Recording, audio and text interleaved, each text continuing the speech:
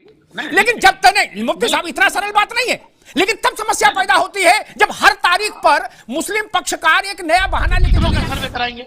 91 का worship act है, पहले प्रधानमंत्री मोदी को खत्म कर देना चाहिए। जब तक 91 का वर्शिप एक्ट है। साहब ने प्रश्न खड़ा किया कि मान लीजिए सर्वे की रिपोर्ट आ भी गई तो फिर क्या करोगे? ठीक है, लेकिन मैं दूसरे पक्ष के ऊपर छोड़ता हूं। सर्वे की रिपोर्ट आ गई कि वहां शंख है, चक्र है, गदा है, पद्म है, हिंदू देवी देवताओं, फिर हम आपका जमीर देखेंगे, दूसरे पक्ष का। यह प्रश्न है, ये प्रश्न बड़ा है और यहीं से रास्ता निकलेगा गंगा जमुना का। नहीं तो गंगा अलग है, जमुना अलग है।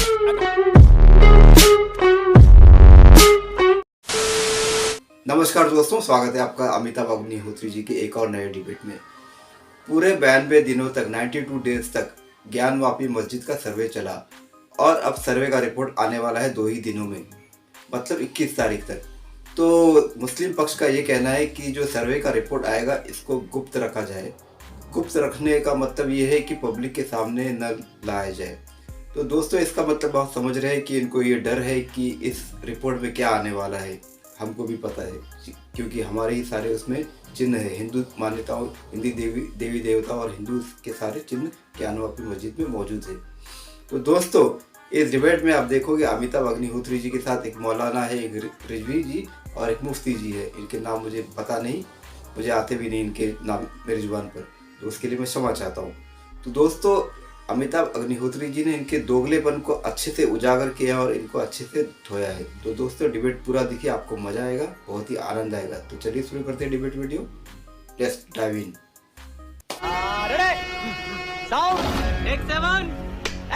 ठीक, मौलाना शहाबुद्दीन रजवी साहब, ज्ञानवापी पर जो सर्वे की रिपोर्ट आई, मुस्लिम पक्ष ने अदालत से कहा कि हुजूर इस रिपोर्ट को किसी भी सूरत में सार्वजनिक न किया जाए, सीलबंदी रखा जाए।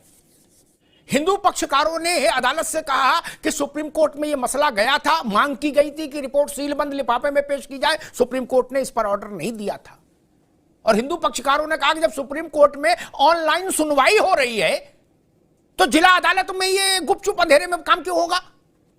अगर सर्वे हुआ है और इतना बड़ा सर्वे हुआ, 92 दिन सर्वे चला, देश भर ने देखा, दुनिया ने देखा, उसकी रिपोर्ट सार्वजनिक क्यों नहीं होनी चाहिए? पक्षकारों को क्यों नहीं मिलनी चाहिए? भाई, जिनके एप्लीकेशन पर रजवी साहब अदालत ने सर्वे का आदेश दिया, उनको अगर रिपोर्ट नहीं मिलेगी तो ये तो न्यायपूर्ण नहीं रहेगा। नहीं मोहतरम, ऐसा है कि सर्वे है, ये कोर्ट के आदेश पे सर्वे कराया गया था। ये सर्वे रिपोर्ट ये कोर्ट की अमानत है, तो अमानत के साथ दयानत करना ज्यादा जरूरी है। और ये कोर्ट के ही अधिकार में है कि कोर्ट जिसको चाहे, जिस फरीक को चाहे वो दे या न दे, और कोर्ट ही को ये इख्तियार हासिल है, वो अधिकार हासिल है कि वो सार्वजनिक करे। किसी शख्सी ताकत के अंदर ये अधिकार नहीं दिए गए हैं कि वो उस अमानत को दयानतदारी के साथ में, दयानत के साथ खयानत करे। तो इसलिए वो एक अमानत है, उस अमानत को अमानत के हिसाब से ही रखा जाना चाहिए। कोर्ट चाहे तो वो आम कर दे या ना आम करे, इसीलिए मुस्लिम पक्ष ने कहा है कि उसको सार्वजनिक न किया जाए। मान लीजिए मैं आपकी जगह होता, आपकी से मतलब ज्ञानवापी और मथुराशाही ईदगाह में मुस्लिम पक्षकार मैं होता, ठीक, तो मैं थोड़ी उल्टी बात करता। मैं ये अदालत में अर्जी देता कि हुजूर दुनिया की सबसे मुकम्मल जांच, साइंटिफिक जांच तत्काल कराओ, क्या, और उसकी रिपोर्ट सार्वजनिक करो। हमेशा के लिए विवाद समाप्त होना चाहिए, दूध का दूध, पानी का पानी होना चाहिए। हम हर तारीख पर एक नया लकूना लेके नहीं जाते कि ये रोको, ये रोको, ये रोको, ये नहीं होगा, ये नहीं होगा। हम ऐसा नहीं करते। हम कहते सारा काम रोको, सबसे पहले सर्वे कराओ वैज्ञानिक ढंग से, ना हमारी ना हिंदू पक्ष की, जो साइंस प्रूव कर दे सब मानेंगे, खत्म खेल, झगड़ा खत्म। नहीं ठीक है, लेकिन जब तक नहीं मुफ्ती साहब, इतना सरल बात नहीं है, लेकिन तब समस्या पैदा होती है जब हर तारीख पर मुस्लिम पक्षकार एक नया बहाना लेके चले जाते, कहते इसको रोको। देखिए, आप देश के जाने माने जर्नलिस्ट हैं, एक सहाफी हैं, मेरा उल्टा सवाल है, मैं देश के एक नागरिक के हिस्से से कितनों का सर्वे कराएंगे? 91 का वर्शिप एक्ट है, पहले प्रधानमंत्री मोदी को खत्म कर देना चाहिए। जब तक 91 का वर्शिप एक्ट कवर देता रहेगा तो 91 के वर्शिप एक्ट में ढांचा को, स्ट्रक्चर को आप तब्दील नहीं कर सकते। अगर सर्वे रिपोर्ट आ भी गई तो क्या करेंगे आप? तो पहले 91 का वर्शिप एक्ट, पहले उसको जो है खत्म करें, उसके बाद बात करें। मेरा ये मानना ये है कि एक सीमा तय करनी चाहिए, कहां तक सर्वे हो, किन किन का सर्वे हो। आज मथुरा है, कल और मोर एंड मोर, कहां तक जाएगा? जब तक इसकी सीमा तय नहीं होती, मुझे लगता है कि बात उलझने सुलझने के बजाय उलझेगी। अब अदालत को छोड़ दीजिए, मुफ्ती अदालत क्या करती है। ठीक, कि भाई नपना एक रखो, क्या यह सच नहीं है? अवधेश भाई आ रहा हूं, क्या यह सच नहीं है? 1500 साल पुराने चर्च को मस्जिद में तब्दील करने की वकालत की और उसके हक में खड़े हुए सब लोग जाके कि हां यह अल्लाह का काम है। और मथुरा में 360 साल का मामला है तो कह रहे इतिहास को पलटोगे? अरे भाई 15वीं शताब्दी में तो बाबर आया ही, कितने साल, 1000 साल हो गए, 1000 साल 2000 साल हो गए क्या? नहीं ना, 5-6 साल नहीं। लेकिन आप वहां बताते हो कि यह काम तो ठीक है, चर्च गिरा के मस्जिद हो जाए, बोले ये काम बिल्कुल दुरुस्त है। लेकिन यहां कहते हो कि बताओ क्या पागलपन है? अब क्या घड़ी की सुई उल्टी घुमाओगे? क्यों भैया, घड़ी की सुई वहां नहीं घूमी ना। नपना एक रखो, मैं साथ खड़ा हूं।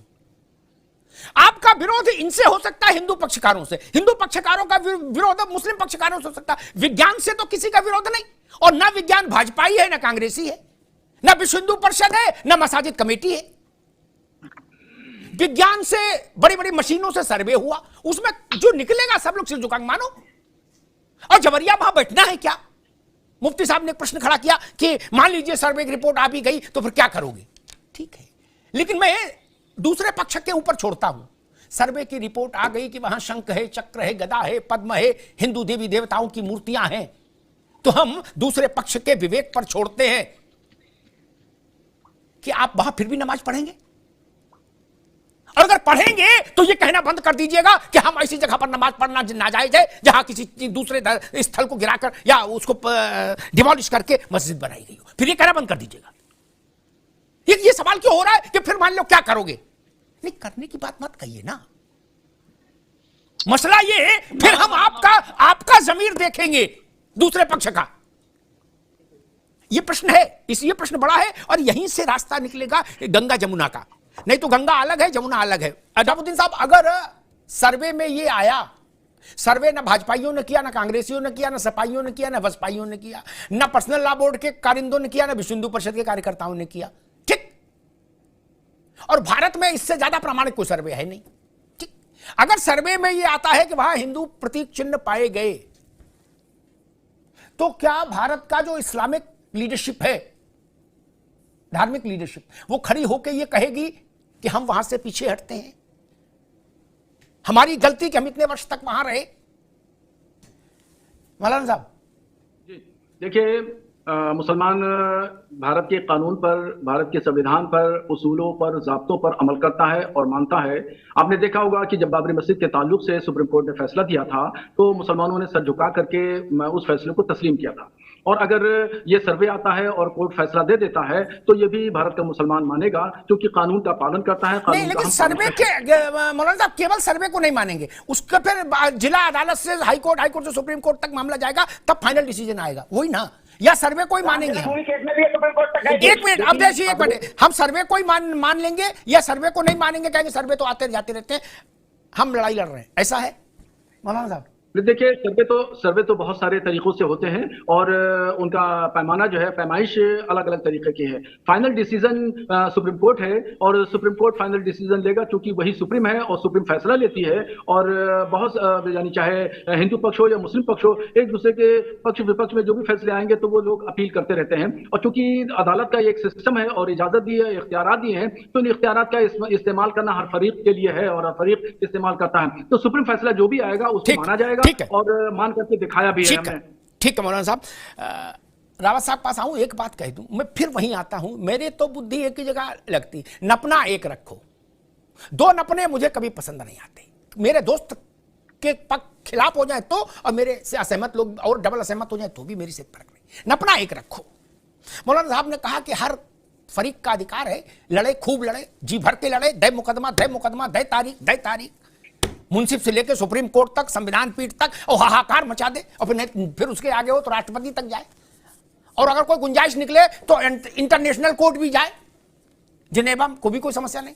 ठीक बात है, लेकिन मैं बहुत अदब से एक बात कह दूं, फिर रावत साहब के पास आता हूं। नपना एक नहीं है मौलाना साहब, नपना एक रखो, बड़ा मजा आएगा।